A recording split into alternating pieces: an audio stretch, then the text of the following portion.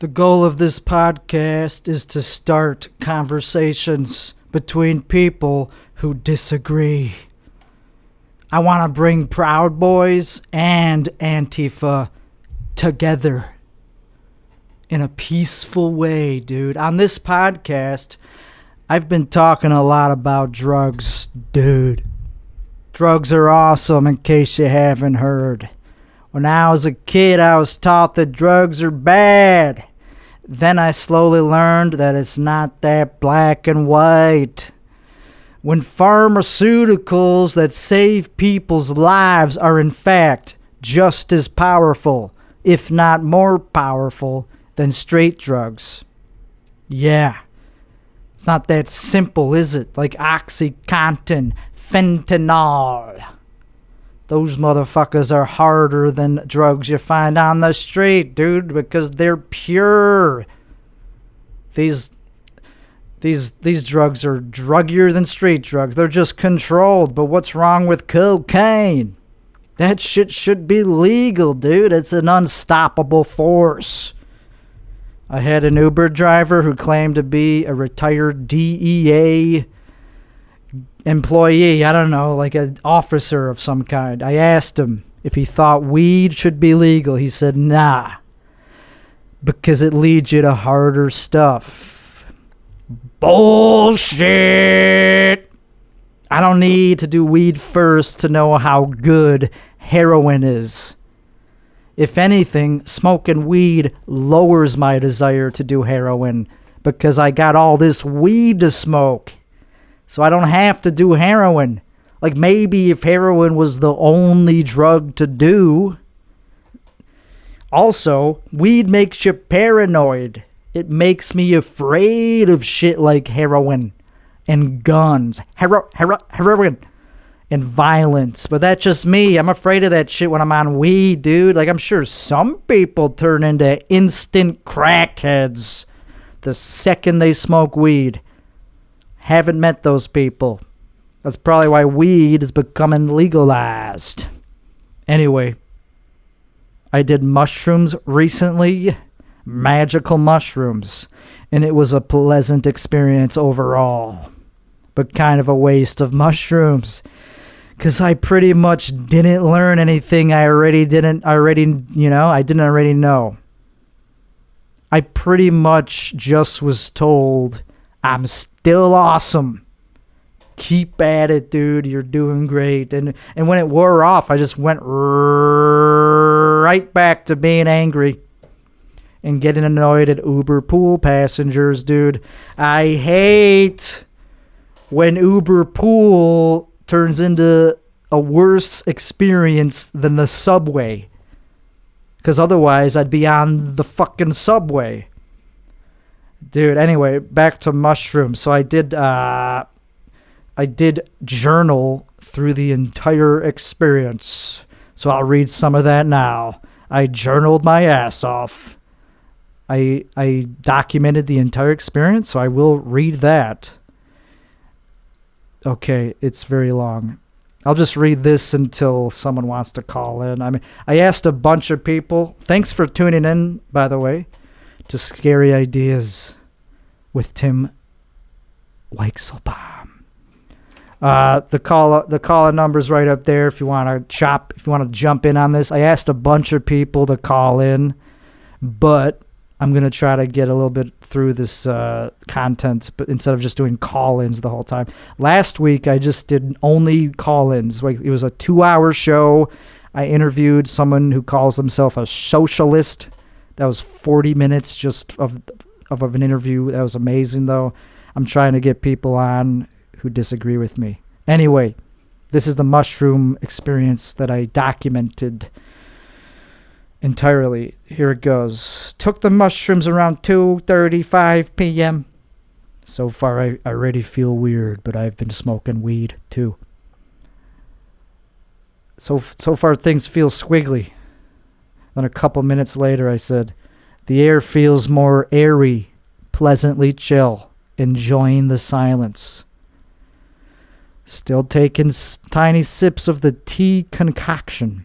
It tastes not great, like mushrooms mixed with honey and orange juice, because that's all it is. Then a couple minutes later, 2:48 p.m. Just turn the air conditioning off. Feels good to conserve power. It was unnecessary to have it on with the windows open. 2:54 p.m. Colors seem brighter. That's about it. Still not sure about finishing the rest of the brew. 2:58. Feels like I'm microdosing on something. Listening to Terrence McKenna. 2:59. The taste of the tea really doesn't bother me anymore. 3 p.m. I think I get what people mean when they say mushrooms taste magical. They don't taste pleasant, but they taste like wisdom. It's weird. 3:02 p.m. Okay, definitely feeling it now. Feels weird to move my limbs. The room is breathing. 3:13 p.m. So far, I'm not impressed with the potency of the tea. I probably didn't do it right. I'm sure if I ate them, I'd be blasted by now. I made a tea. Instead of just eating the mushrooms straight up, I made a fucking tea. But on the bright side, I don't feel nauseous at all and have a pleasant, glowy feel. I'm singing karaoke. 3:15. My hair felt weird when I put my fingers through it. That's a good sign. 3:18. The reason astrology seems true is because confirmation bias. Like, the reason people think Scorpios are assholes is because you only hear about the ones who are. The quiet Scorpios who don't feel like how they're supposed to, you don't hear from them, because the Scorpios who are loud, man, are they noisy. You've all seen them. I'm a Scorpio. Motherfucker, watch out. I go hard. 3:20. Still feels like a very low dose. I'm functional enough to type and complete tasks, but things feel funky. It's fun. 3:22. You don't want to realize that you have a better personality while on mushrooms. That's a sad thing to realize about yourself, dude. While on mushrooms, never mind, I fucked up the timing of that sentence. It's a fucked up thing to realize about yourself while on mushrooms. To know, damn, I gotta eat these every time I want to go out. Like, I was taking mushrooms once, and I felt really good. I wanted to tell someone how cool I felt. And I realized, wait, this person isn't gonna care. I'm not cool with them when I'm sober. Why would they want to hear from me now? 3:25 p.m. This is how weak this tea is. If I had to go to a business interview, I'd call an Uber Pool. Not even an Uber X. I could still meet people. 3:29 p.m. Starting to feel it now for realsies. Never mind. I'm doing karaoke and I feel fine now. 3:36 p.m. It's getting harder to sit at the computer. A lot of mushroom thoughts are starting to cloud my mind. 3:37. I should try to connect with my family. That's what I'm getting from this. Love is all we really have. 3:37 also. How do you reach other people? By reaching into yourself. 3:37 also. I feel very wise right now. 3:55. Whoa.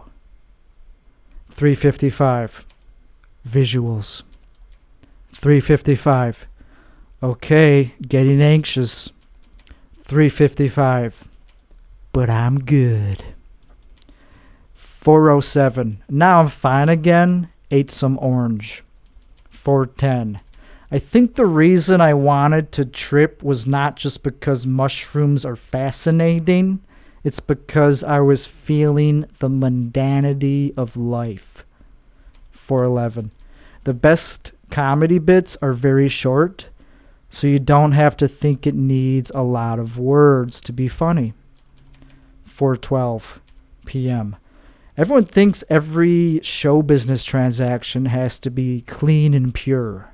I've never heard of such a thing.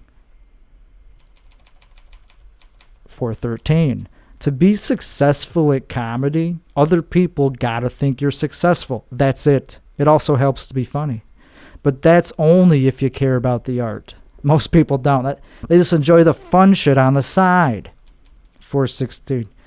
Well, that was it. I'm at the come down for sure. I feel like every psychedelic trip is the same but different. They all remind you of the same things, but time goes by in between them. 424. I'm still having mushroom thoughts, but they're wrapped in a salad of weed thoughts and just egotistical ones. I'm being reminded of things I don't like. 425, about 2 hours after dropping the dose. I realize that I am pretty hard on myself, so that makes me a bad person to be around, because I'm naturally going to do that to others. Otherwise, I'd be following them around like cult leaders, dude.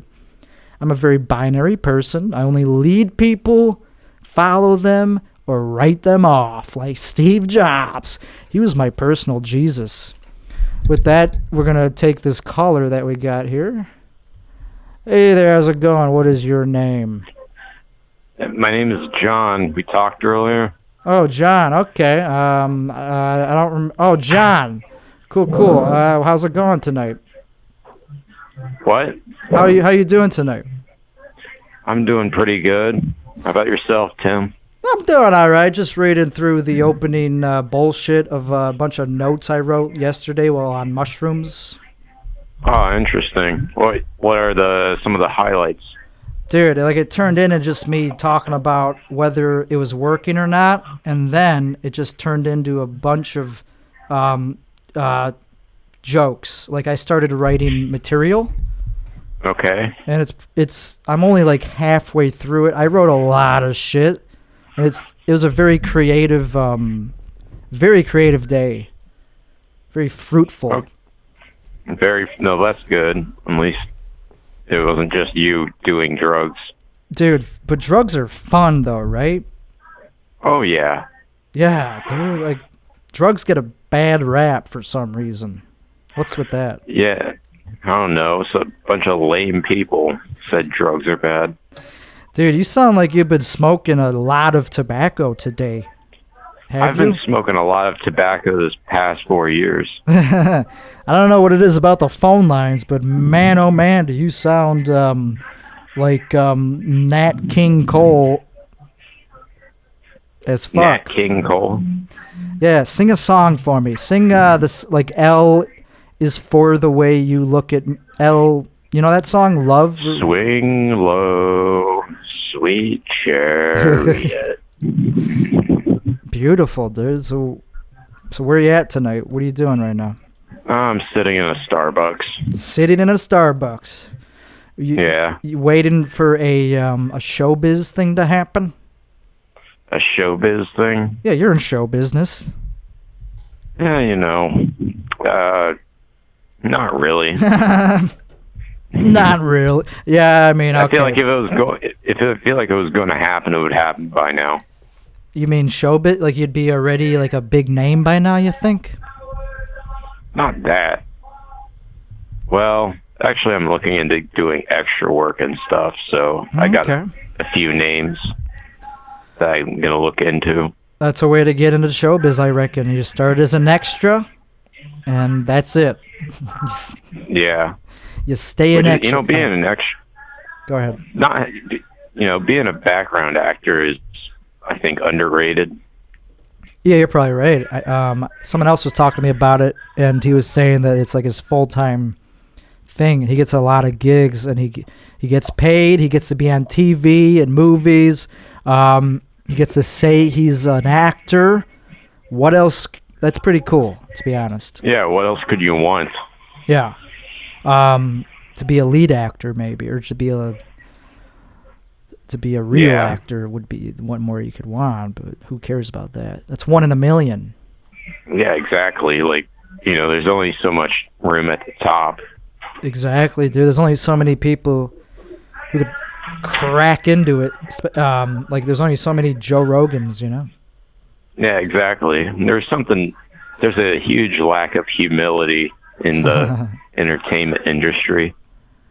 A lot of lack of humility and also lack of cleanliness when it comes to how you make your transactions. Like if you're booking somebody to be in a movie, or it's probably not pure. That's my theory. It's probably because you want to make money off them, or sex. Yeah, make money, or they're part of some connection to someone else. It's all inner you have circle. obligations with. Yeah. It's either money or some other thing that's going to help you. It's not because they're a good actor. Yeah, exactly. So some kind of skeleton in the closet. Okay, let's find something we don't agree on. All right. Trump, what do you think of him? I'm pretty indifferent about him. So we agree. Okay, that didn't work. What else? Do you want to talk anything personal you want to talk about, or just any topic that you want to bring up while we're on the air? You said scary stories, so we could just compare notes on stuff like that. Oh, scary stories? You have a scary story for us? Scary story? I mean, like, I used to see spirits as a kid. Oh, really? Yeah. Yeah, when I was like 2 or 3. Like, 2 or 3. Yeah, 2 or 3 up until the age of like 16, 17, 18. What happened? It just stopped? I started drinking. Started drinking? Yeah. And that kind of... Cool. So that toned down the spirits in your head. So you have demons, or would you call them that, or just spirits? Sometimes demons. Yeah, I guess sometimes good. Because we all have demons, but you're talking like literal demons. Yeah, I used to see them all the time when I was like 11 or 12.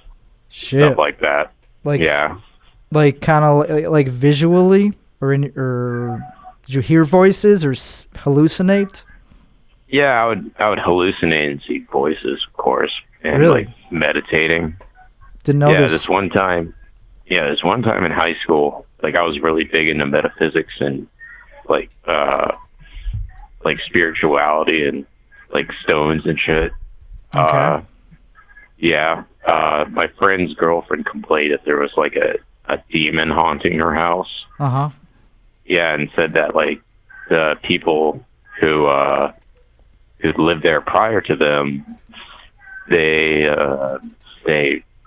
allegedly like burned this girl to death in a satanic ritual. That'll do it.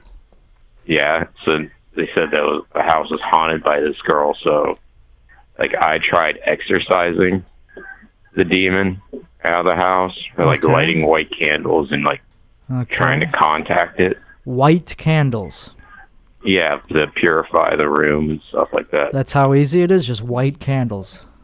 White candles, like, burn it for 30 minutes. Uh-huh. Oh, okay. I didn't realize it was that easy to scare a ghost away. Yeah, they're pretty gullible. Did that do the trick?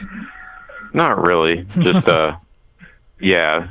I was just, like when I meditate, like, I kind of see, like, kind of like black or some kind of ether, and then I just saw like a figure come out of nowhere and just attack. When you meditate? Yeah, like if I sit down and quiet myself and try to like contact it by saying like, let your presence be known. Okay, so so you have this power to contact spirits, but this other person was also haunted by the same one. Yeah, she also saw it. So, well, actually, both of them used to see it all the time. So it wasn't just in your head. It was confirmed by someone else, and then you talked to them on your own because you got the secret power. It's not necessarily secret. It's not secret, yeah. I'd say like 1 in 9 people have it. 1 in 9 people. That's a lot. Yeah, it's just like a lot of people kind of repress it. Shit. Yeah, I didn't realize spiritual analysis, or whatever you call it, was that common, but I guess that's why there are so many psychics in Chicago.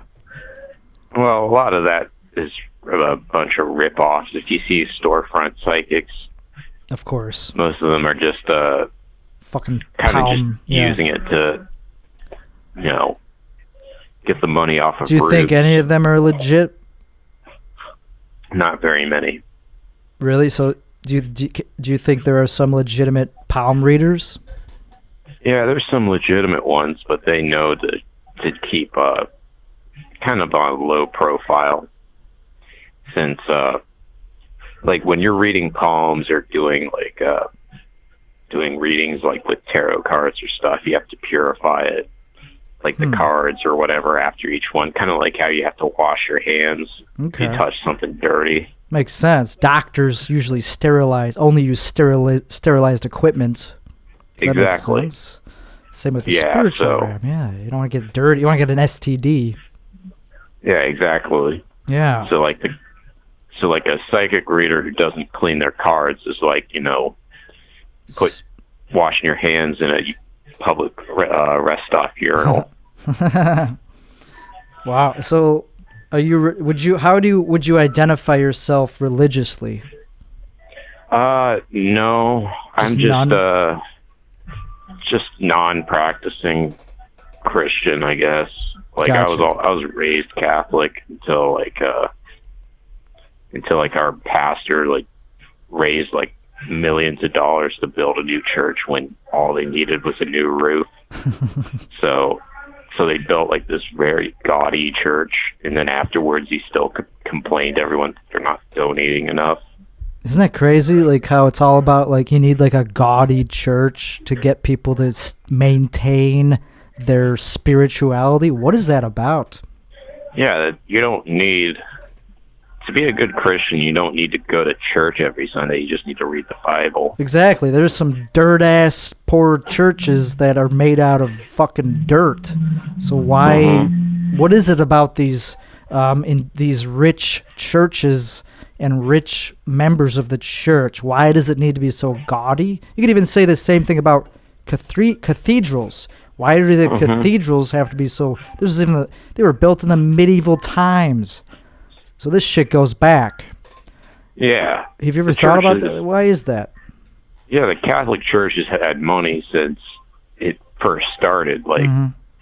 During the Crusades and everything, just taking the gold off of old empires in the Middle East. Mm-hmm. Yeah, so it's always been a pyramid scam. Yeah, exactly. It's just it's been about money for forever, really. Gotcha. And that's why you're not still Catholic. Yeah, I mean, I was baptized and everything, but me too. Yeah, meaningless. Yeah, well, my dad told me that baptism really is just a ritual just to open up the third eye. Really? I didn't know that. Because we're fucking babies at that point. I didn't know my existence yet. Even I wasn't even conscious yet. Yeah, right. You're just kind of there. Do you believe in the third eye? Yeah. Really? I guess that makes sense because you believe in spiritual shit. Yeah. What's it called though? Pineal gland or something? I think. Yeah, that's related. People say that's related to it.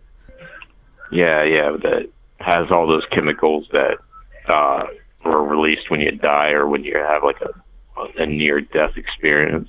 That's what people say. Yeah. I don't know if science agrees with that, but there's definitely claims that it... Yeah, I know Dawkins. I know Richard Dawkins, even though he's considered an atheist, has talked about that a lot. Not in his book, The Selfish Gene, the one afterwards called The Extended Phenotype. Mm-hmm.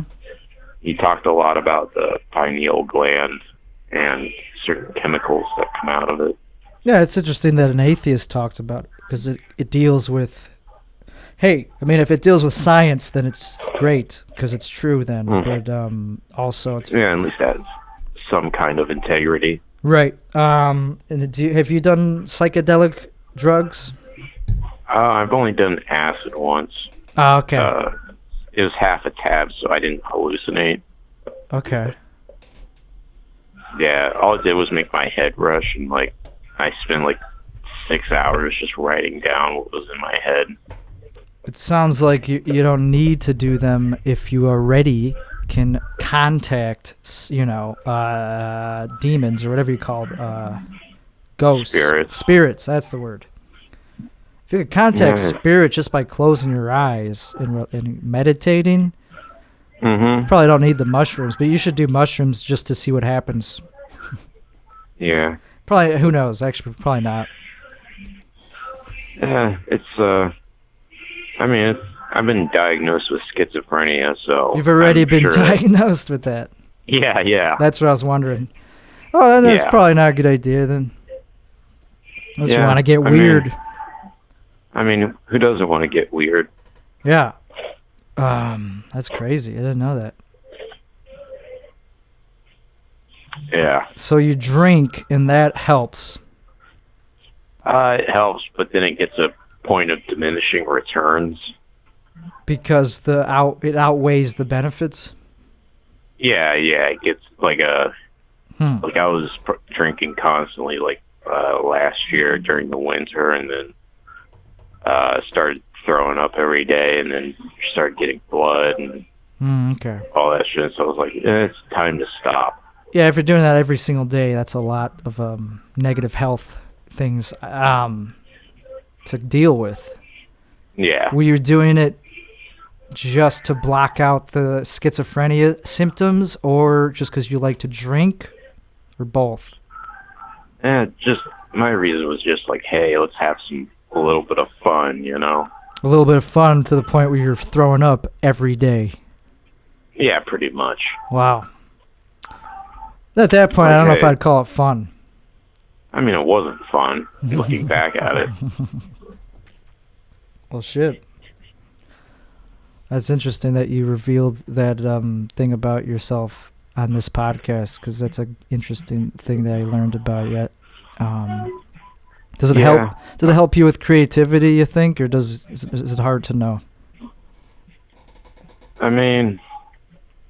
It's just like a piece of my life that I can extract material out of, but it's just like, as far as that goes, it's just like really like anything else, like work or home life or anything like that. So in order for you to hallucinate, how often does that happen? Like when you just... It doesn't happen involuntary? Sometimes I get my dad said there's like, ever heard of like clairaudience or clairvoyance? Yeah. Like I get like clairsentience. Clairsentience? So that's like clairvoyance, but with like touch. Oh shit, son! I never heard of this. So I'll feel like a pair of hands on my shoulders, something like that.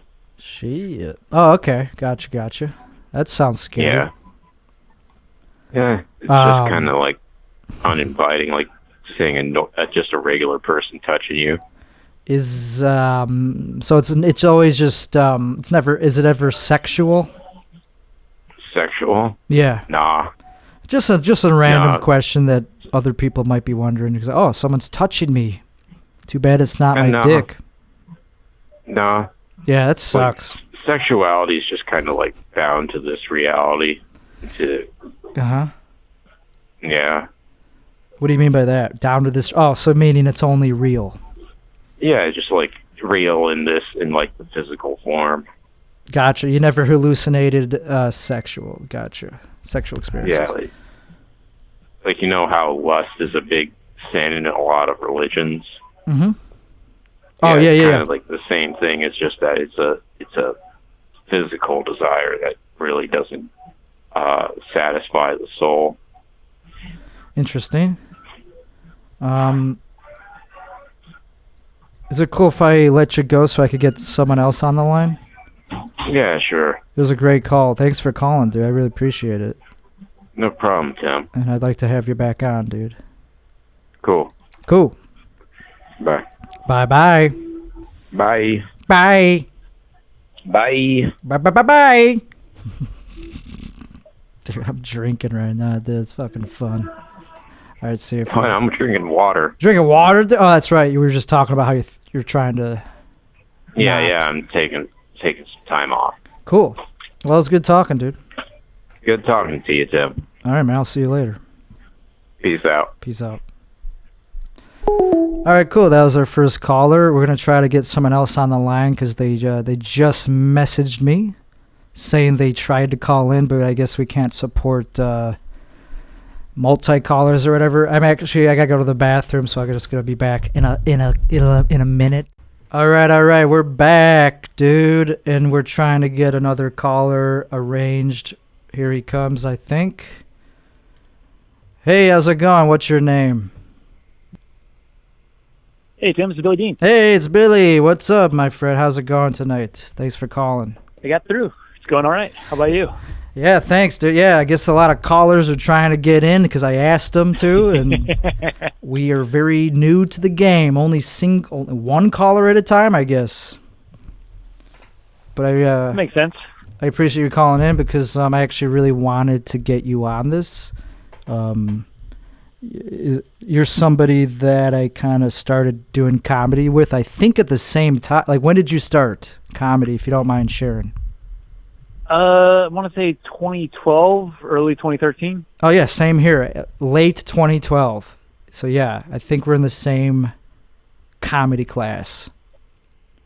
Yeah, that sounds right. And since I've met you, you've gone through this. You've become more politically active. And I think that's really relevant to this show because comedy is becoming kind of overwhelmed by, I think, a political, not agenda, but just more politically minded. So what do you think about that? I think it makes sense, but I think the country overall is doing the same exact thing. Absolutely. Like, if you look at surveys on people willing to marry people who don't agree with them politically, that's been going down dramatically over the last 40 years. Oh yeah, that's interesting. Yeah, people are making it their the way they seek out just spouses on their dating profiles. I'm not even gonna date you if you're not on the same party or whatever as me. And people are very specific too. They get more specific than that even. They're like, oh, you're not good on this issue, then fuck off. What? Yeah. Yeah, you're not anarcho-syndicalist. I don't have time for you. That sounds like a fancy term. Very specific. It's a term, yeah. So anyway, and you, I guess I wanted to have you on the show because you seem like you have things to talk about, kind of. Like you went through something recently where you got, I don't know if you want me to say this, you got fired from your job. Yeah. You want to talk about that? Yeah, totally. Yeah, I got fired for trying to unionize my company, and they retaliated and fired the guy who was the head organizer on it, which makes sense. That's how they do it. The head organizer. So someone above you. Well, the guy who started it. Not that I was good at it, but I was the guy who definitely initiated. Okay, so you initiated the idea, but someone else was fired above you. Can you explain it? No. I was initiated. I was considered the lead on it. Okay. But another guy was better at it, so I don't want to take full credit. Gotcha. So, and then you had to deal with so you kind of got press for it because it's a kind of a weird, because they technically broke the law and you called them out. Yeah, they broke the law, and my boss was governor. And your boss is governor now. So was this in the sense that he owned the company? He was your boss, or you were directly under him? No, he owned the company, so we weren't directly talking to him, but right. He was the one making all the money. We weren't. The Pritzker, yeah, Pritzker. He owns this company that you worked for, and he was the one who nixed the union idea. He didn't directly fight it himself, but he didn't do anything to stop it. They spent 6 figures hiring a firm that specializes specifically in shutting down stuff like that, rather than paying probably 2 figures or maybe 4 or 5 figures to actually give us what we were asking for. You said 2 figures at first. Well, at first, because I don't know exactly how the math would have come out because we never got the contracts, but the whole thing was we basically wanted less hours because we were working 16-hour days with no breaks. Really? We just kind of wanted to be hey, yeah, just give us back to 10. We're good. Yeah, seems pretty legitimate of a concern. So they said no. to that. Against the law technically, but we're classified as seasonal, so they can get away with shit like that. So is it against the law then, or you said it was seasonal so they could get away with it? Does that mean it's seasonal, so it's slightly outside of that, but if it was a traditional job, it would violate the 7 days arrest law, according to Illinois state law. Right. So so this was a couple months ago, and you've obviously moved on since then, but are you still trying to get anything from it? Like, did you feel like are vindicated? Well, a little bit. Mm-hmm. I don't want to go too in depth into it, but some of the people that were part of it are disappointed in the results now. Okay. So other than that, people just are disappointed. Nothing else really happened. Did anyone else have to face any repercussions? There were the other people that were in my class, the other docents, they did get fired as well. So it wasn't just me. It's anyone who had the option to vote for the union, they just kind of cleaned house, which again is wildly illegal. Right. So even after all this and basically the negative press came out, nobody who actually did the firing or manages the company faced any negative consequences. Nope, no negative consequences at all. Though we did temporarily crash their review website when the story came out about my firing, when a bunch of people on the internet left negative reviews. Right. So it was basically just this negative press story, which was probably not as damaging as it could have been. But it's still probably somewhat not damaging. as damaging as we thought it would be. But it was still damaging. A lot of people definitely chose not to go on it. Okay, that's interesting. That's good. I mean, I don't know if it's good. It's just that's what happens if you. It's the least that could happen is the bad press. It's kind of. I think it's somewhat good that they got exposed. And it feels. Yeah. So do you feel like, are you still bitter about it at all? I'm sure you a little bit, maybe. All right. Well, I'm not going to talk about any sort of ongoing case. Fair enough. I'm still going at it a little bit. But, yeah, I'm not bitter about it because I suspected they were going to do this illegal shit. That's why I kind of made myself the lightning rod in the case. If anyone was going to get fired, I wanted it to be me. I'm just kind of upset that they fired other people, too. Did it help your comedy career at all? No, I have one half-decent bit about it. It's really disappointing. I've got nothing good about getting fired by the governor of Illinois. Not funny at all. Oh, really? Zero good lines? No material even? I've got maybe 40 seconds that are all right and nothing beyond that, and it's super disappointing to me as a comic. Shit. All right, switching gears. I think I saw you celebrating the recent death of the Koch brother, the Koch guy. Oh, yeah, absolutely. Right. So you want to talk a little bit about that? About David Koch's death?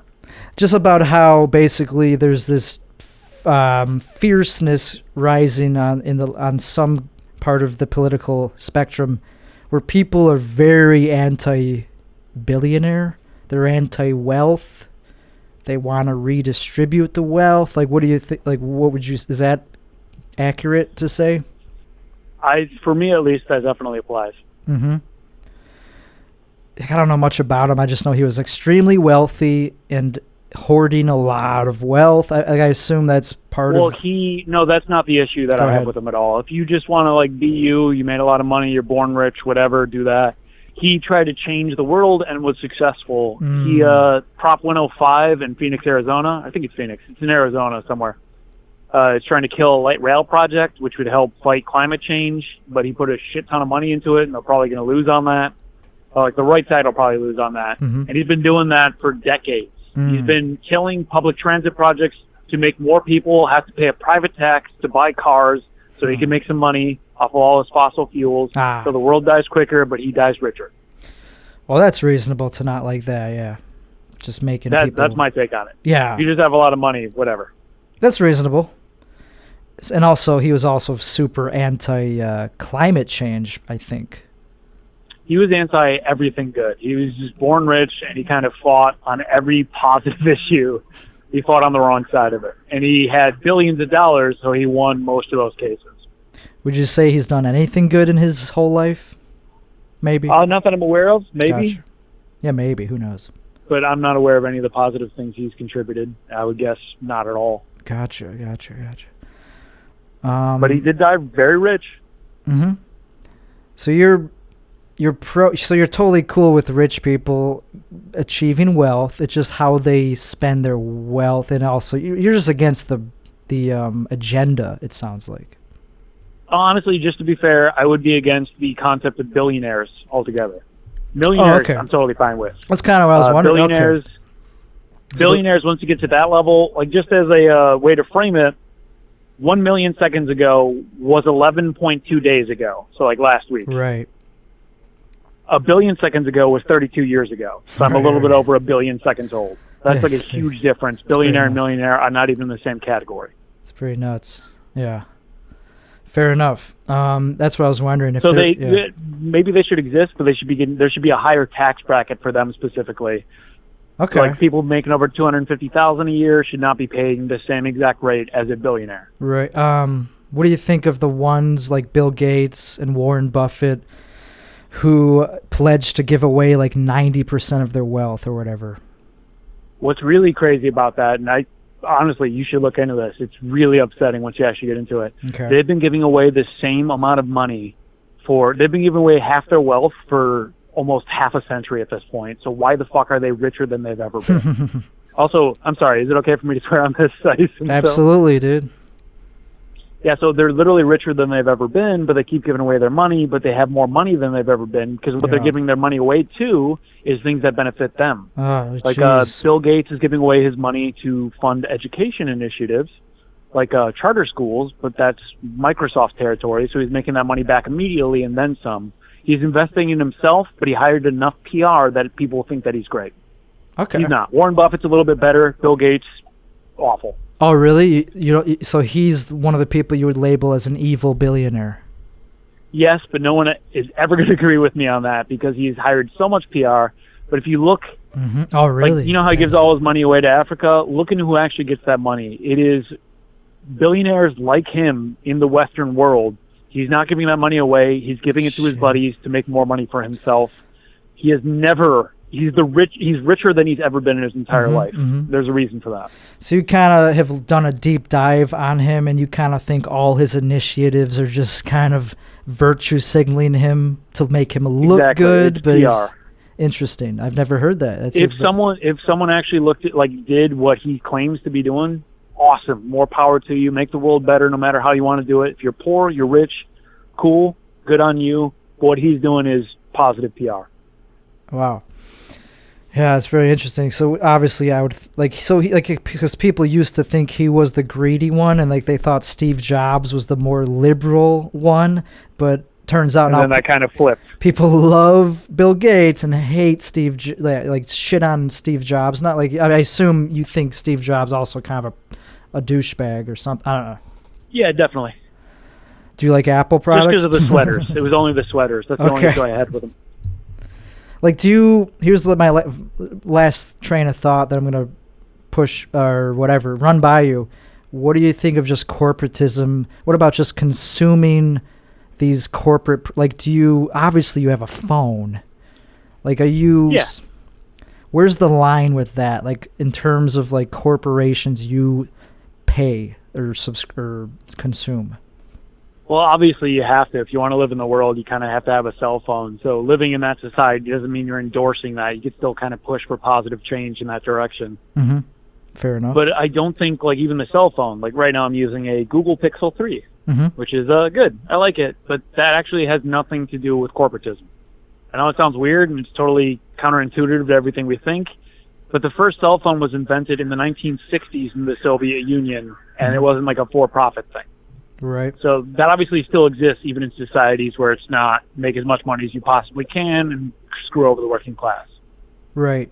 I mean, it's a necessity at this point. You kind of have to have one. It is. Absolutely. And that's there's a lot of non-government organizations that are trying to push so everyone can have a cell phone. Because if you're going to try and get a job interview, you need a cell phone.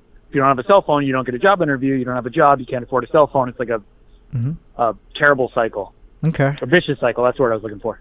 Gotcha. Do you try to go for the most grassroots, the most, like when you do buy anything, let's say it's clothing or food, do you try to get it from the most local, the most non-corporate source?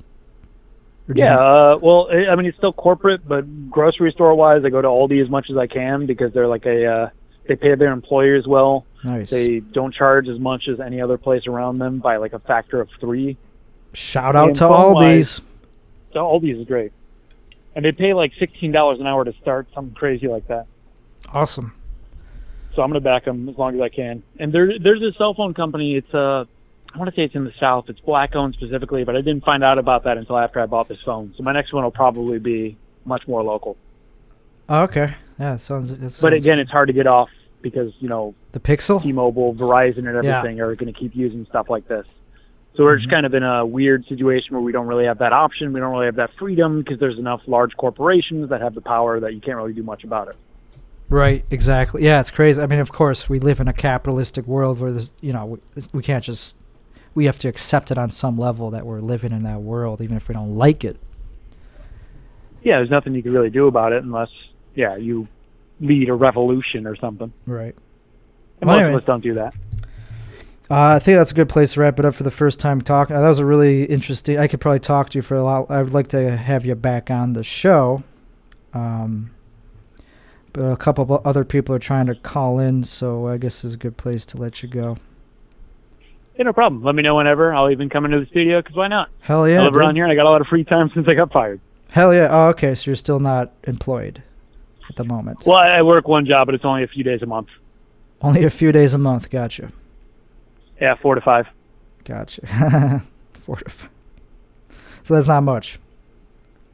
It's not much. It pays a lot more than the other place. So I'm still coming out even. Cool, man. All right. Well, yeah, I'd love to have you back on. All right. Yeah, I'd love to talk to you. All right, man. See you later, Tim. See you later, Billy. Bye. All right. Cool. We had 2 callers so far, and so far it's been a very interesting show, but I would like to have even more new callers on. I think someone was trying to get through. Someone just messaged me. There's a delay on the stream, so who cares? So it takes a while. Someone just said, I called in, but you didn't answer, you asshole. I'm going to tell them to try again, but then I'm sure someone else might try calling. Anyway, sorry for... Who gives a shit, dude? This is a call-in show. They're like it's supposed to be callers, I guess. Or I could just go back to my notes in the meantime, what I was doing before this. But anyway, that was a great call from a comic who started doing comedy right when I did or something like that. Anyway, we got a new caller coming into the show. Hey, thank you for calling. How's it going? What's your name? What's happening, Tim? Hey, it's Michael. I think it's Mike. Michael. Yeah, I'm calling into this dog shit podcast or something. Hell yeah, dude. Thanks. Yeah. How's it going? It's going pretty good. Are you hanging out with some other dude, bro, on speaker or something? I'm just hanging out with my girl, Katya. Wow, is my voice that deep? Yes. Now I hear you. Wow, yeah, it is a deep voice. She's been smoking. Nah, sorry. Yeah, no, now I hear you. Yeah, that's cool, dude. No, so you're just hanging? I don't have a deep voice.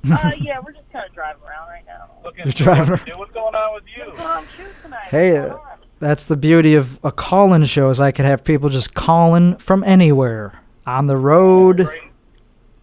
Are you on the road again?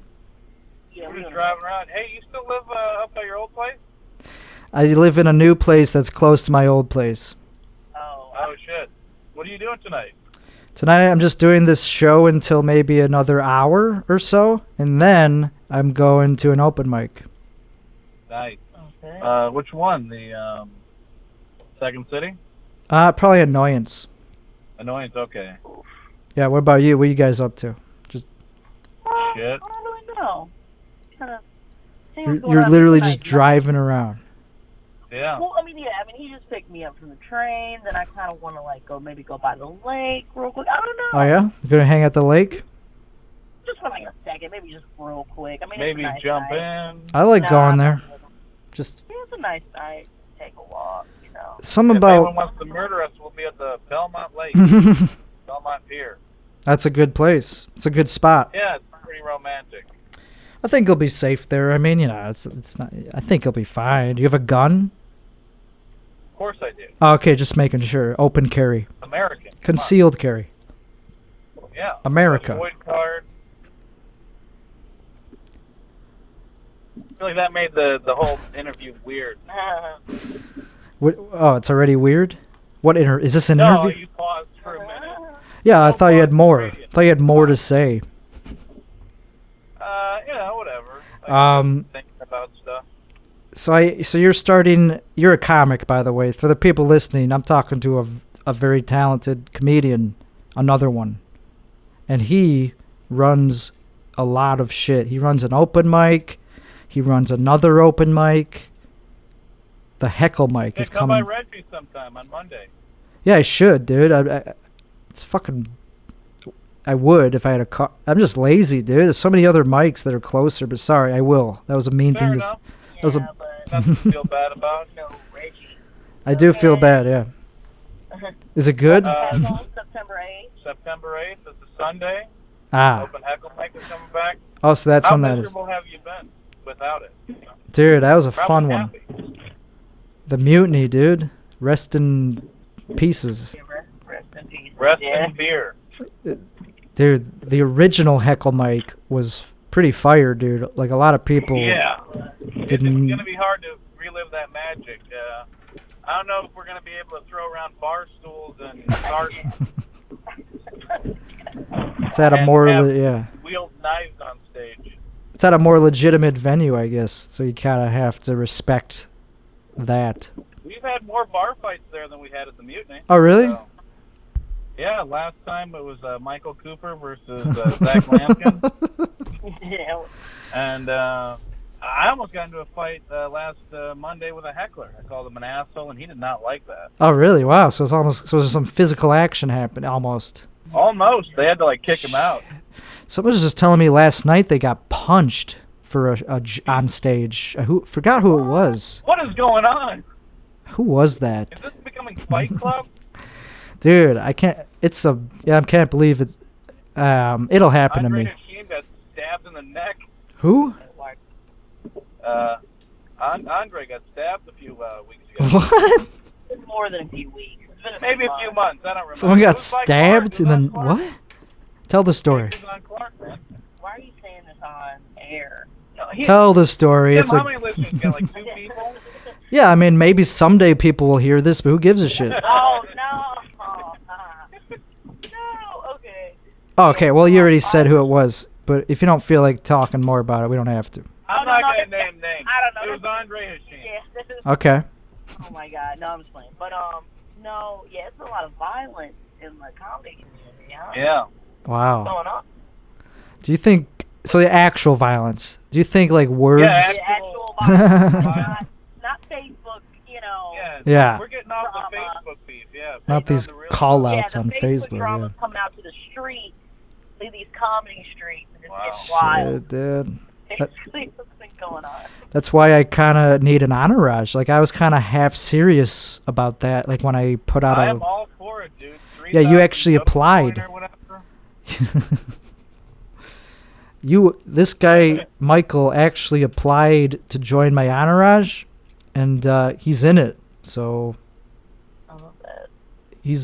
True. you're in it because times No, are. I'm talking to the other people that come in like it's like a cult.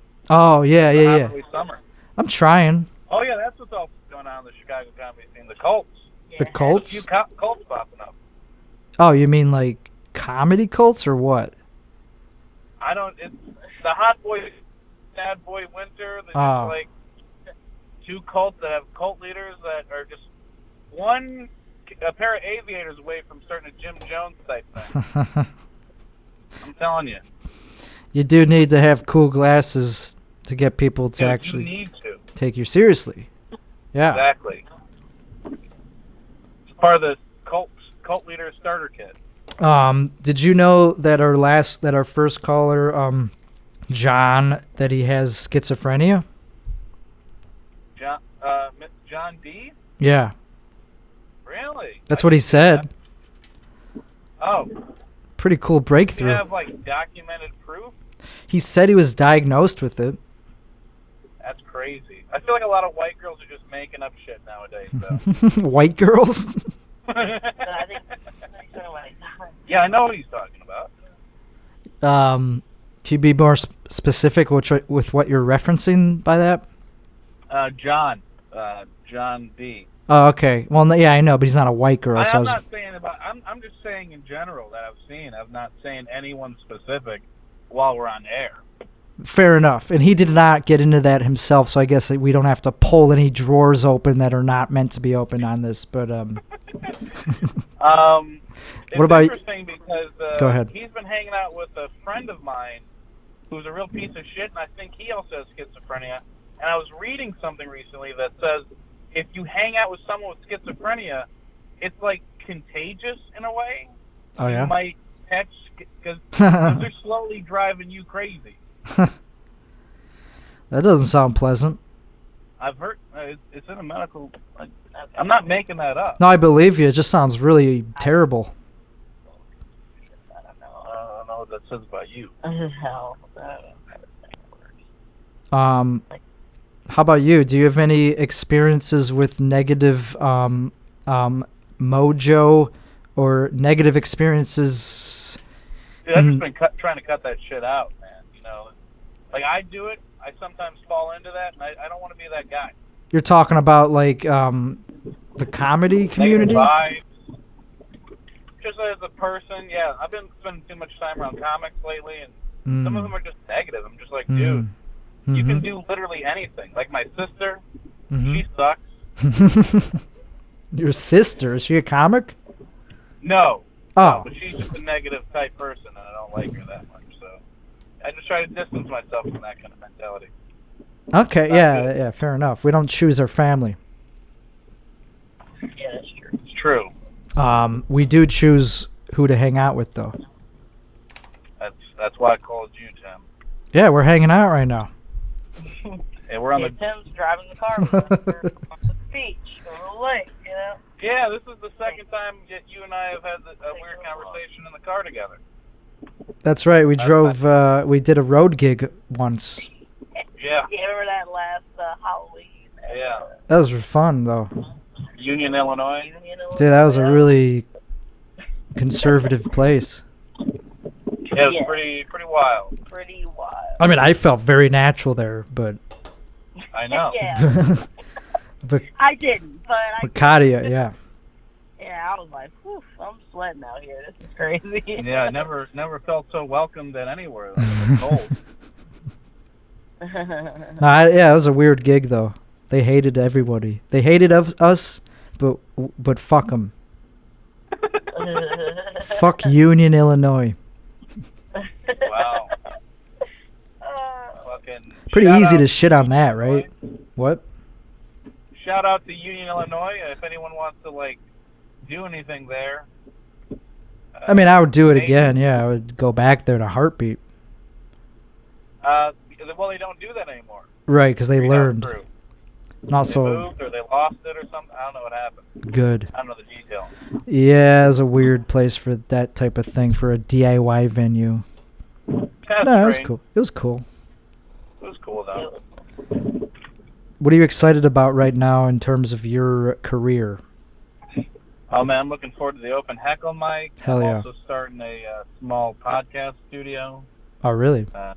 Should be open 24 hours a day. A studio, wow.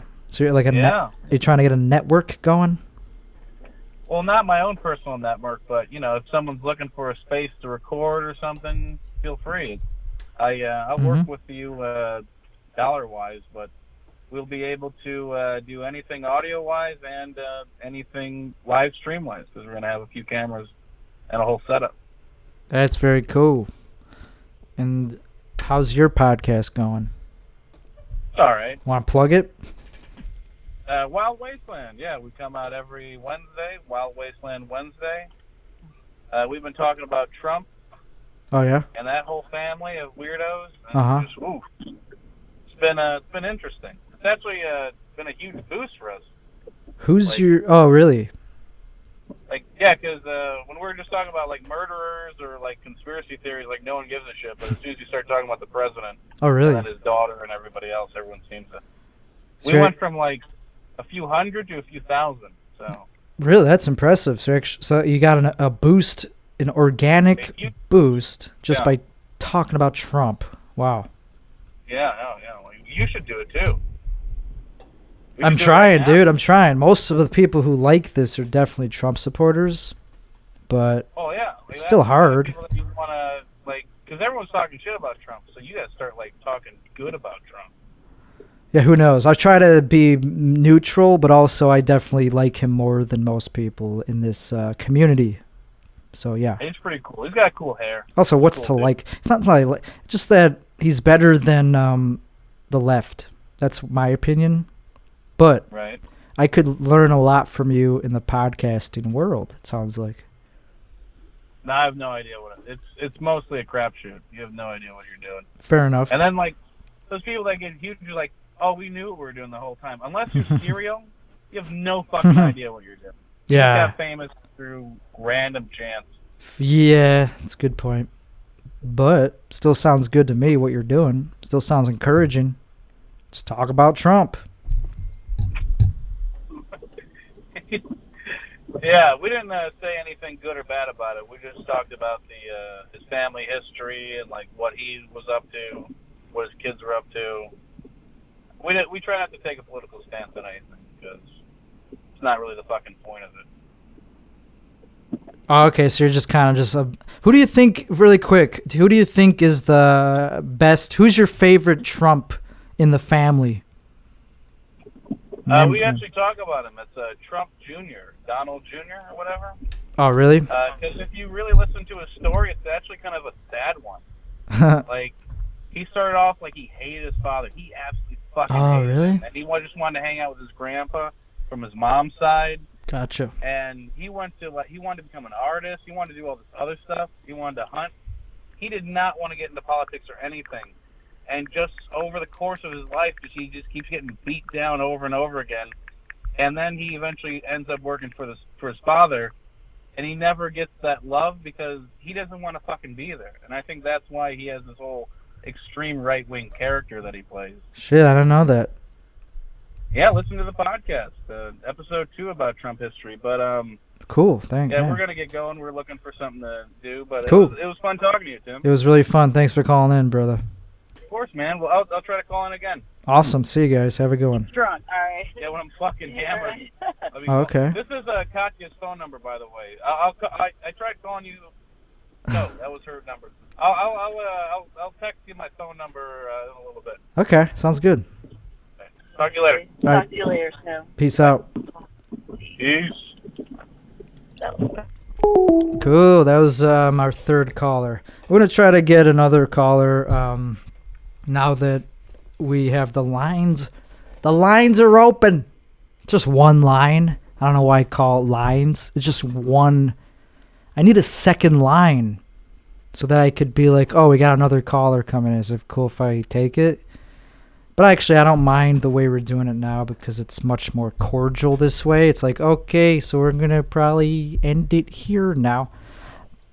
But we do have another caller lined up, so I'm just going to maybe give him a few minutes. And in the meantime, I found it interesting that I learned a new word, clear sentient. It's clear sentient. And I found this article because there's no Wikipedia page about it. Psychic library. Because that's what John was talking about, how he has clear sentience, because he said he has schizophrenia.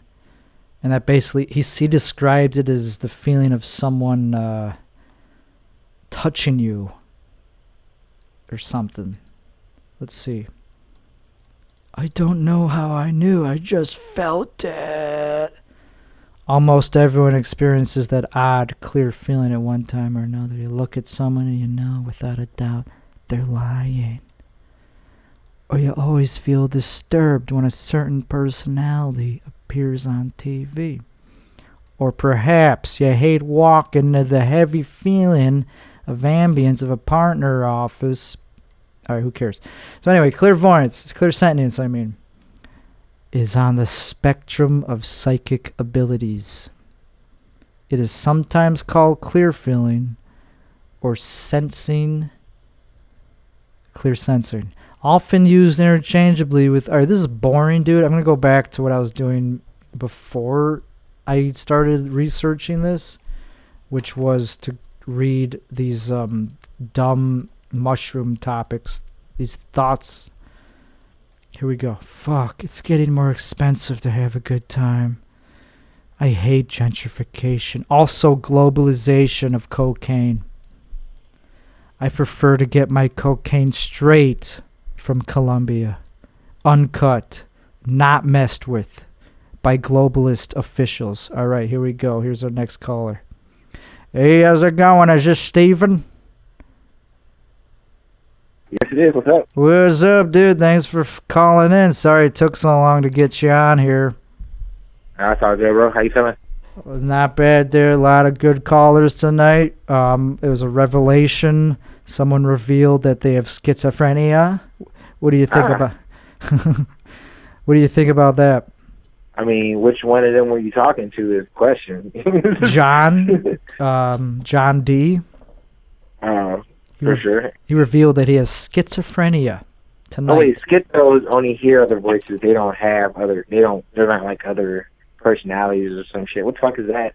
Yeah, I think you're right. I think it just means that you hallucinate shit. Doesn't mean you have multiple personalities. Oh yeah, okay. Damn, I'm confused then. But also, who knows? It could be the same. It could be similar. True. Multiple personality disorder, like it's its own thing. But anyway, who cares about that? What are you up to tonight? Shit, man. About to go to some fucking comedy show or some shit. I don't know. just some fucking comedy show. Pretty much it. Right now, I'm like chilling at the homie's crib watching. You ever seen that show Preacher? It's kind of like a pretty cool concept. Preacher? No. It's like this fucking dude is like bestowed with like the power of Genesis, so like he basically can speak shit into existence, and like he called into heaven because some angels were trying to kill him or some shit, and they found out like God is just like missing or something, so now they're like going across country trying to find God. Okay. And there's like some ancient cowboy motherfucker trying to kill him with like some 6-shooter. Oh, it's a crazy show. It's based off some comic book or some shit. I don't know. So you were watching that earlier? Yeah. Well, was watching it, yeah, pretty much. Okay. Dude, so I was at your mic last night, and you I don't know if you want me to reveal this about your comedic details of how you run open mics. Oh, yeah, go ahead, do it. But, okay, you run an open mic called, it's at a bar. It's called Gallows Open Mic, I think. Mm-hmm. And you have this rule where if you're a white comic and you say the N-word, you get an extra minute. Yep. And if you're half black, you get 30 seconds. Oh, if you're half black, only 30 seconds. That's fucking brilliant. How many people have said the N-word so far? So far, just like this one white chick, and I wasn't even in the room for it, which like was pretty messed up. Some fucking white chick thinks she could get it. Why is it that white women are the most entitled of all? Because man, fucking you can't hit them. That's why, bro. Like, they're passive aggressive, but nonetheless aggressive. And they're very aggressive people, but you know you can't show aggression back to them. It's a win-win, bro. It's like having a Trump card, but not vote for Trump somehow. You know what I mean? Like just the Trump card. We get what you're saying. Not the the original definition. So are you saying that minorities are easier to get away with hitting minority women? Oh, cops beat up black bitches all the time. They could just go and like World Star Hip Hop. You'll see that shit everywhere. Just wanted to confirm. Yeah, very, very rarely. I hear a lot like white women talk about how violence towards women, but I've never seen a video of a white chick that get beat up on World Star Hip Hop. That shit doesn't exist. Hey, I googled it.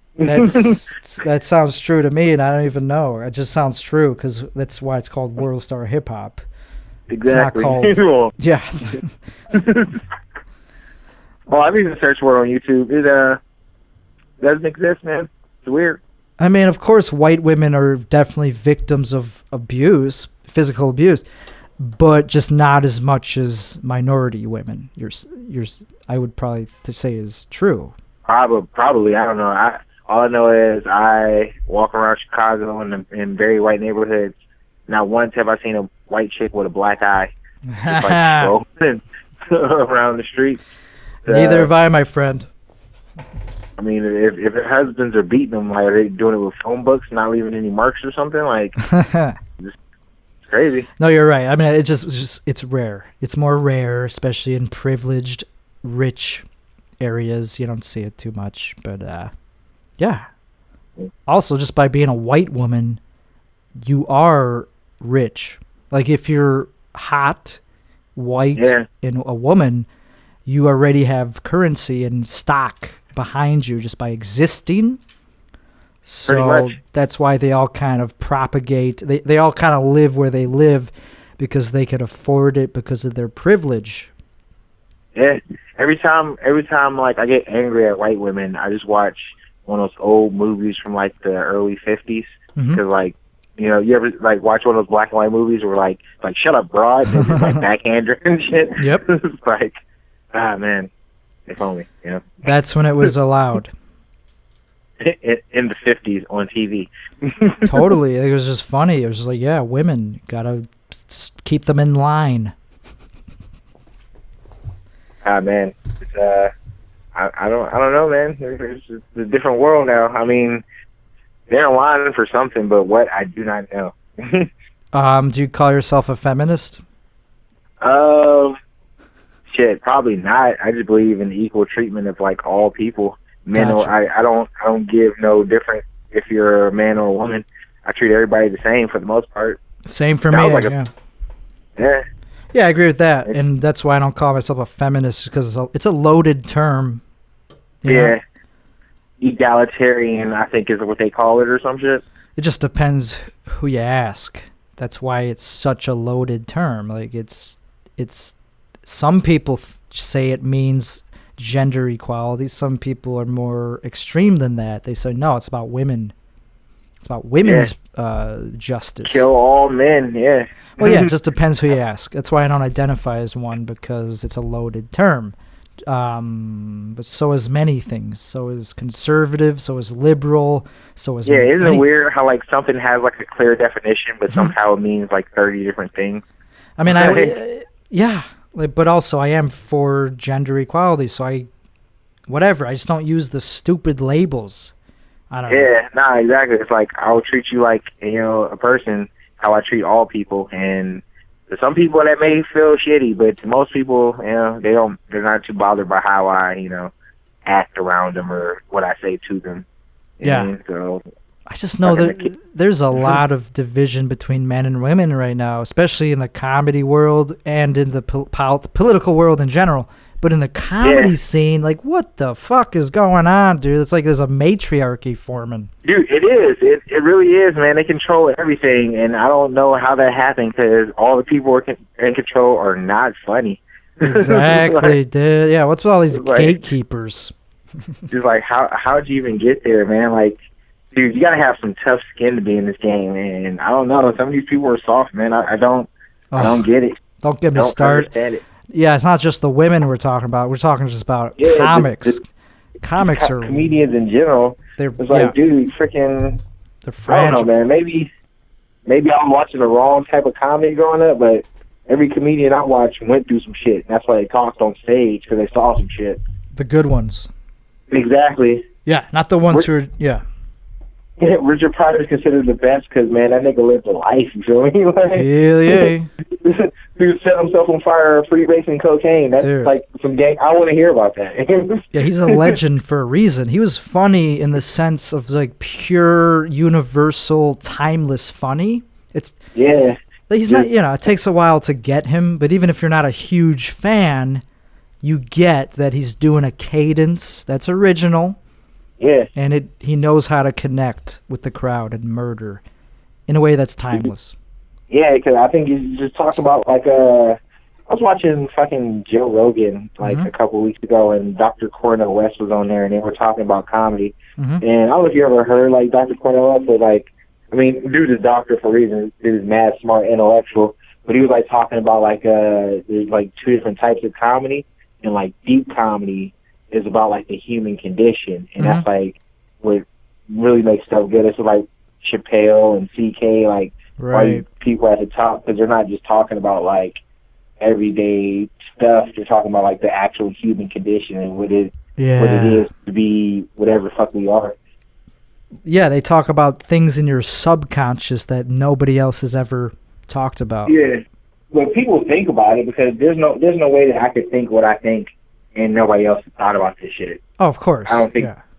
Yeah. So I don't know, man. It's pretty weird when people get upset about, like, things that people say on stage. Like, oh, you can't say that. I'm like, bro, you probably only reason why you think this is bad is because you thought about either saying it or doing it yourself, dude. Totally, dude. Yeah, people are just trying to hide their own shame. That's why so many people, I think, virtue signal on stage. They just go, oh, man, all these Republicans, man. Oh, man, I got a Republican in my family. He's so fucking racist. Yeah, oh, exactly. It's like, dude, nobody wants to hear that. It's like, but yet you live in a neighborhood where there's fucking barely any fucking colored people, and you probably never had sex with any black people. So are you still not racist? No, absolutely. I agree. I was going to say, I think that's what I was going to go with. They actually are prejudiced. Yeah, they're it's trying like, dude, to mask don't it. fucking tell me Black Lives Matter if you've never sucked a black dick. You know what I mean? That's like, a good point. That's how I really know it counts. You know? Dude, do you ever see these liberal chicks with black boyfriends who are clearly just with them to be woke? Yeah, I mean, but those black dudes probably ain't tripping because they probably got like a free PlayStation 4. Hey, I'm happy for them. Yeah, I'm happy they're getting some puss, but either way, it's still low quality puss if it's just for that reason. Over time, it kind of wears out because most of those chicks are like not the most attractive. Yeah, who gives a fuck? Like, just because they're white is not a it's not a superior quality. There's some hot ass black chicks. It is true. Every race is hot. It's just that you gotta find them. I mean, every hot chick of every race is hard to get, and they're good.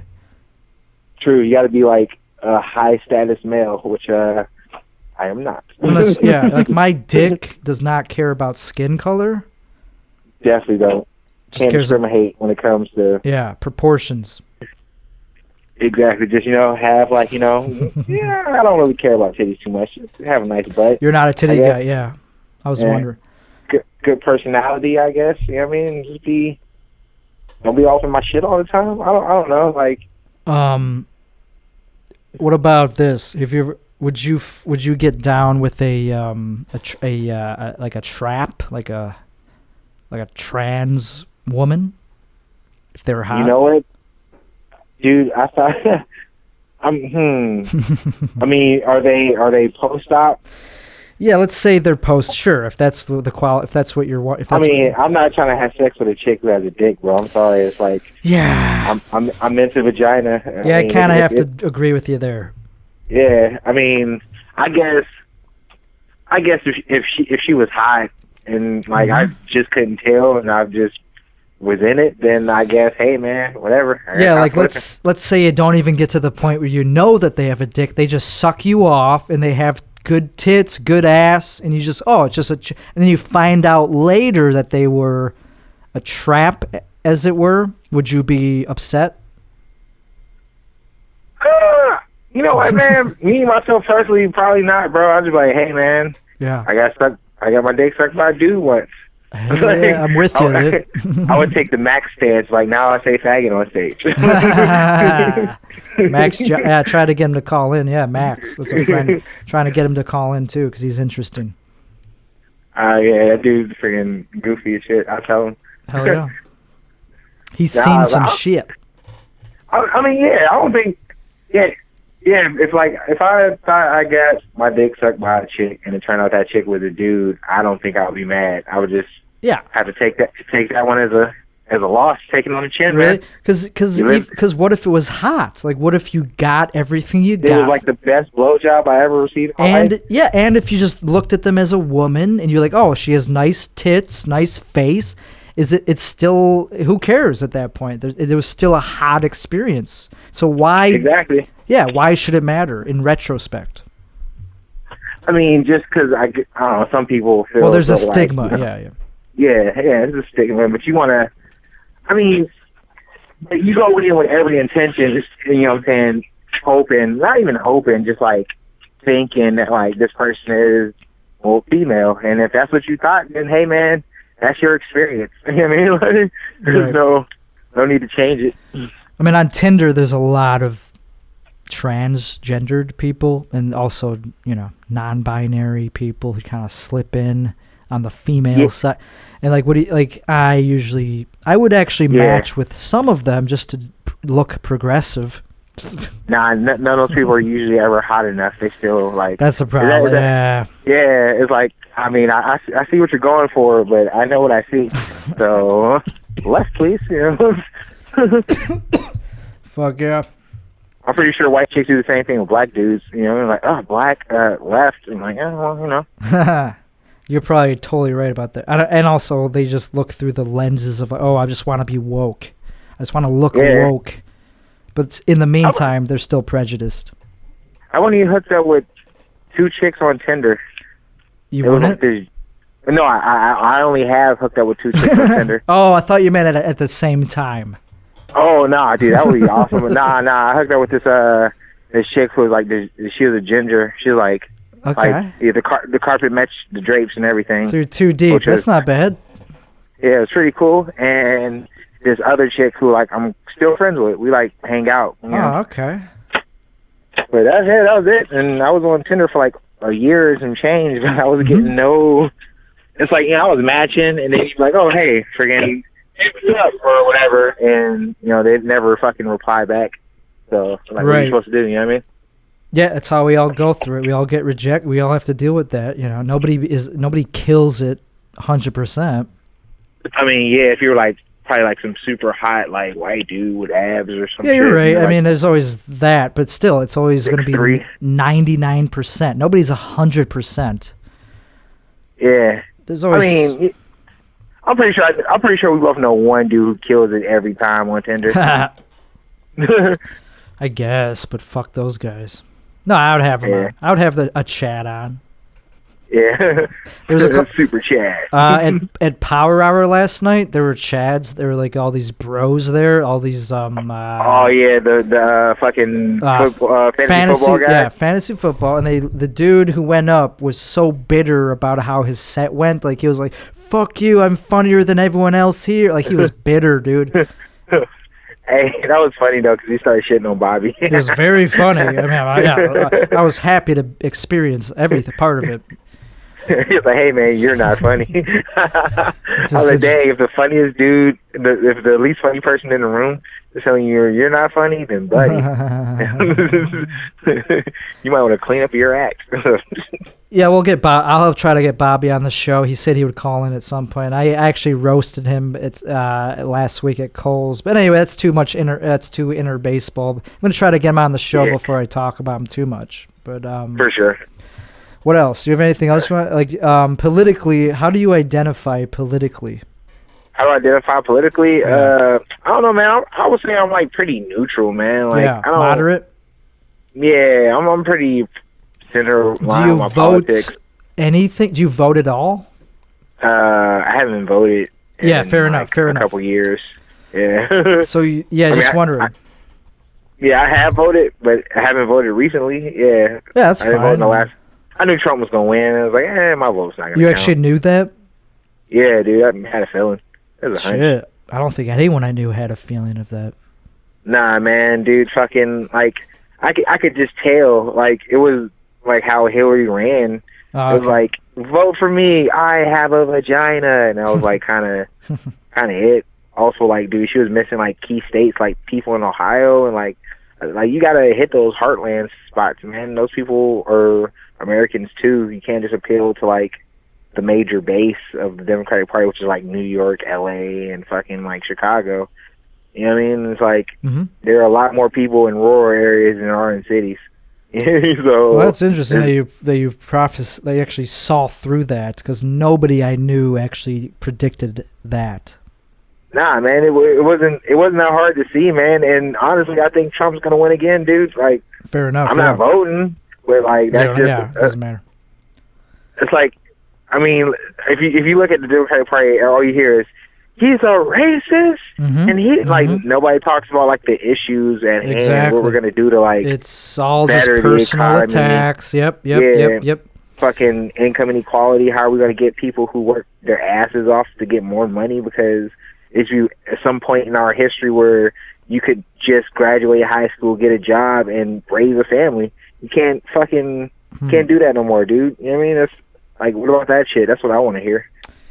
Like, yeah, we know the nigga's racist. He's old and white. Like, you know how many old white men aren't racist? Very fucking few. And unfortunately, he ain't one of them. So, like, what the fuck you gonna do, man? Like, right.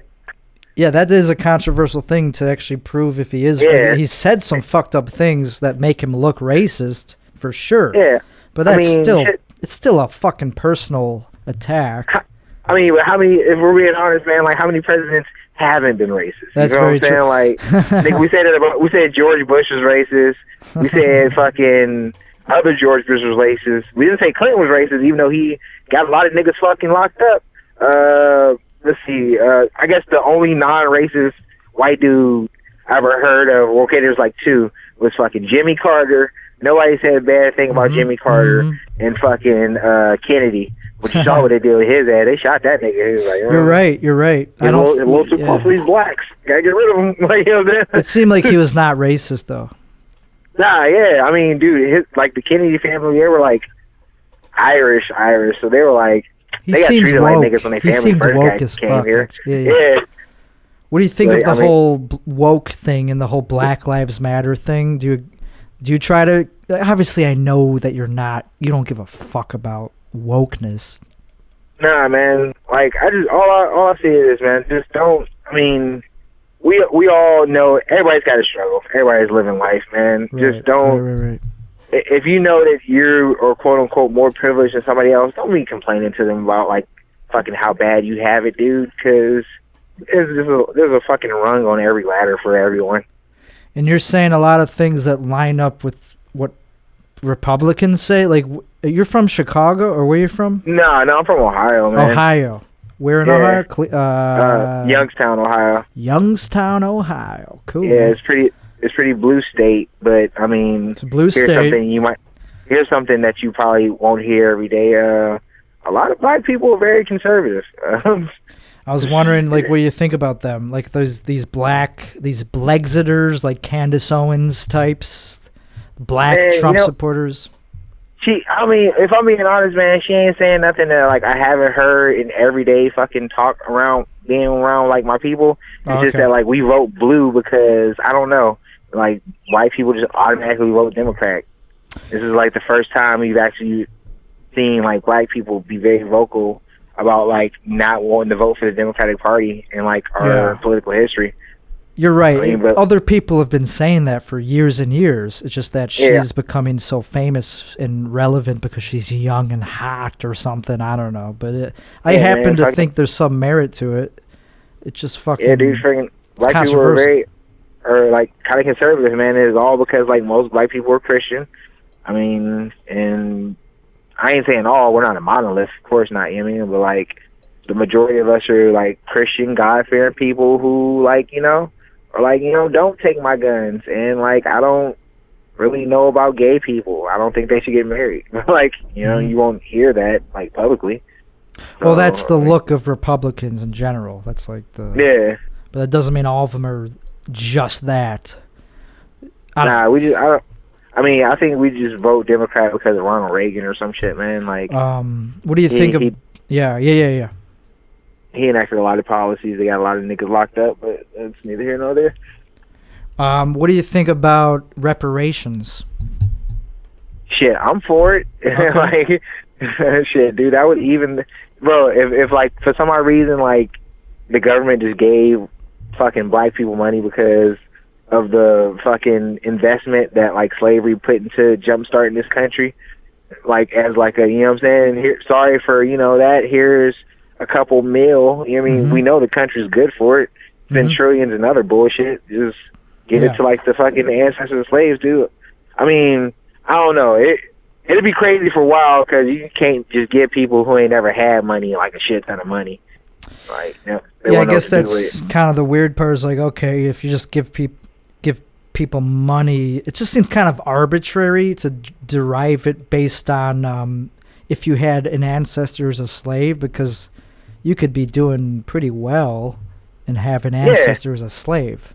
So yeah, like some people for sure. I mean, just like there's, you know, there's poor white people. I mean, just because you're white doesn't necessarily mean that like you're affluent and doing better. Right, exactly. And it also doesn't mean that you have an opportunity to get more opportunities than anybody else who's like a person of color or fucking however you want to Yoda speak it. But like freaking man. So like I guess that's like one of the great opportunities of America is like there is a way to climb out of like there are opportunities to climb out of like your social economic status, but it's very fucking hard, and a lot of people can make the difference between, I guess, poor people and affluent people is if like when affluent people make mistakes, they have like their families to bail them out, to give them money. Yep. You know what I'm saying? Yep. But like a person like me who's poor, I don't have my parents who just have thousands of dollars just laying around in the bank. And if I'm like, Mom, I need to borrow $500, they can just give me $500. You know what I'm saying? And that's really the difference, because like we're all making the same mistakes in our 30s with money and a few other things. And some people are better about it, but I just think it's arbitrary to tie it by race. Like, do you think that's because of like of course, if you're born into poverty, it doesn't matter your skin color, but we know by data that these inner city crimes, these disproportionate amounts of poverty, a lot of them happen to be black. So what do we do? There is a racial qualifier. There is a reason that it's what do you think? Well, it's just like, okay, so after slavery ended, there was a period of Reconstruction. I mean, slaves were freed, but then they weren't given any like tools on like the game of how to like grow wealth in this country, but they moved and did what they could and tried to make it. There wasn't a lot of jobs that were offered to them except for like being, you know, bellboys, and they were still second class. So like they were still treated as second class citizens, doing what they could to get by. And I mean, you could only make so much and save so much with doing so, with only getting so much. Only reason why people save money is because they make enough to save. But if you're not making enough to save, then you living paycheck to paycheck, and that's kind of been like, I mean, I ain't saying that's all black people, but I mean the majority of us since, you know, slavery ended, and then there was like Jim Crow laws and stuff like that. So like we're not that far removed from Jim Crow era. Yeah. It's like only a couple generations. So it's mostly residual from that. And that's kind of why the civil rights movement happened, which I fully support. But also, what do we do today? Because obviously Jim Crow laws are not in effect. Like, how do we solve it when institutionalized racism is so hard to prove? How do we pinpoint the problem? Oh, man, it's easy. Reparations. Just give broke people money, and then, you know, let everything sort itself out, I guess. So if you think if we give all these inner city families a bump of money, that'll help? I mean, it could. It might jumpstart, you know what I'm saying? Yeah. The beginning of, like, what could be a prosperous future for, like, a family as a whole, you know what I mean? Because, I mean, I feel like a lot of people's, issues stem from like our economic system. It is what it is. Like in order for somebody to get rich, somebody's neck has to get stepped on. That's just the way it was designed. Yeah, I feel like at this point, regardless of the systematic part, if you're born into poverty in the south side of Chicago, and you're you have to either chances most likely are. You have by the time you're adult, you're still gonna be on poverty. Yeah. Yeah, you have to like figure out a scam or something. So it just makes sense that you go into some sort of subversive thing, because what else? You better be really good at singing or really good at playing ball. Right. So you have like the only two ways of getting out, for real. Right. So I get why people are for reparations. I get why people sympathize with that perspective, because it's fucked. It's just it'll stay that way for a while probably, and we don't know. I don't know if we know the pure answer, if reparations are the answer, or if I mean, it probably isn't the only answer, because like even if you give people money, like it's still capitalism. What are people going to do with their money? Like if you create a balance, eventually it will become imbalanced, because that's the way the system works. It needs imbalance for it to work. Okay. But that would be up to the people who get the money to make smart decisions and learn how to invest and all of those sorts of things. But that's not the problem of the government, to teach people how to like invest and save. You gotta know that shit for yourself. Exactly. Yeah, there's no free market on that. It's like education is not. You use that money that you get from reparations to go to school to get a degree in business, and then develop from there. You know what I mean? Like, that's fascinating. Yeah, you need the education part.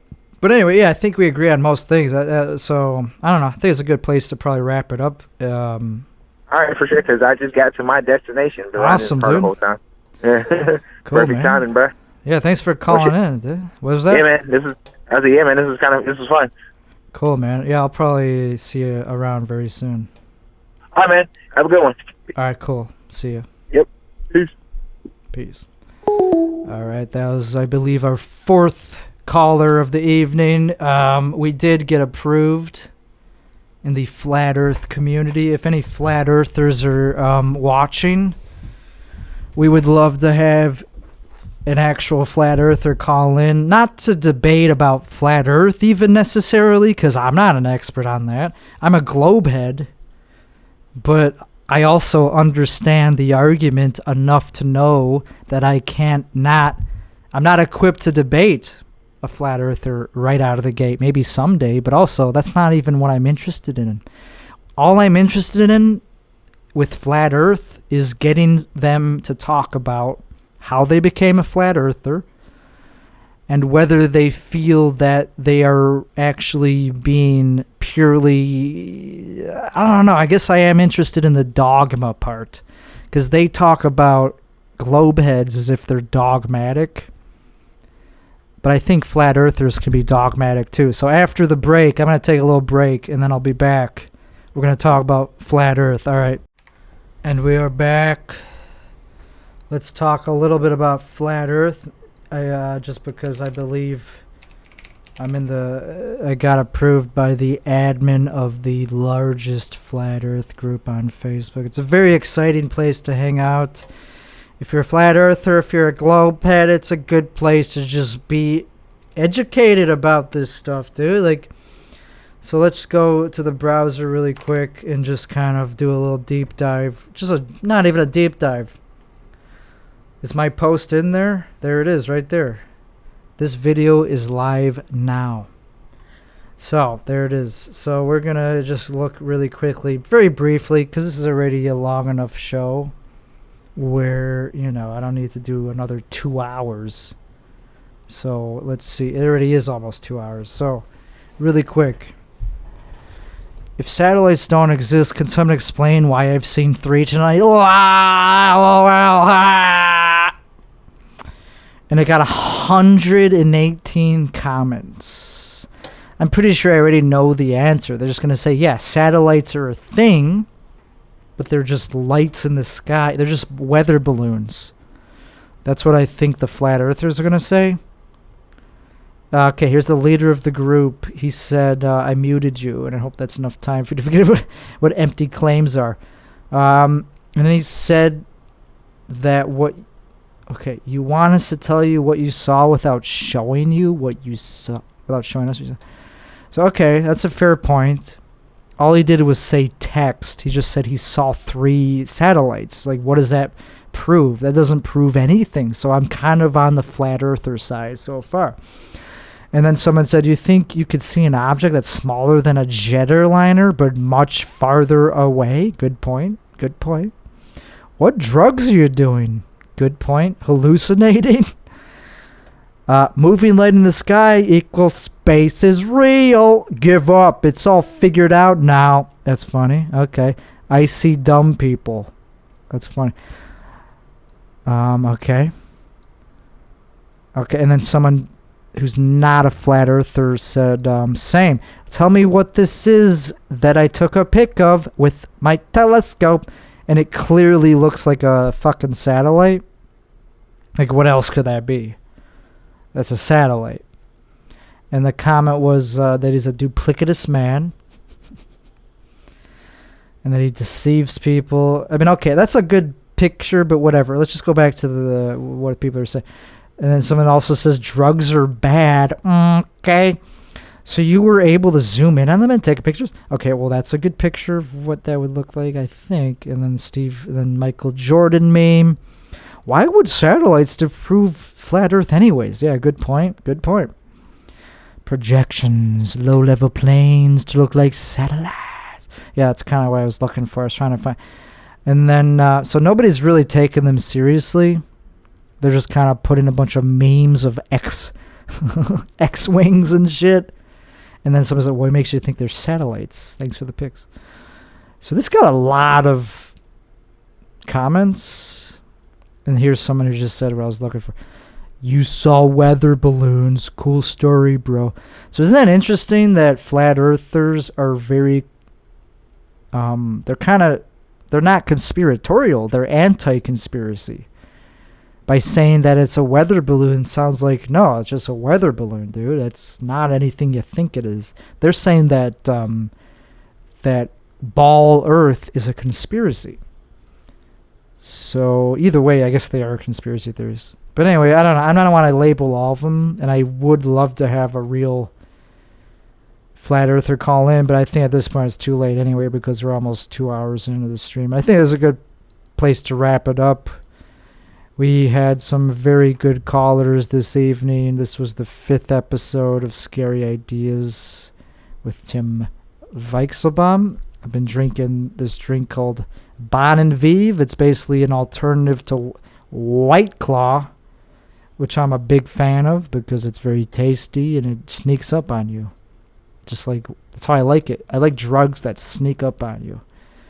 You know, dude, alcohol's a drug. Anyway, thank you guys. You should probably, if you like this podcast, go to the Facebook page and press the like button. It's called Scary Ideas with Tim Weichselbaum. It's right up there. Just type that into Facebook, press like, or just find it on iTunes or Spotify or Google. Wherever you want to go, dude. All right, thank you guys for watching the show.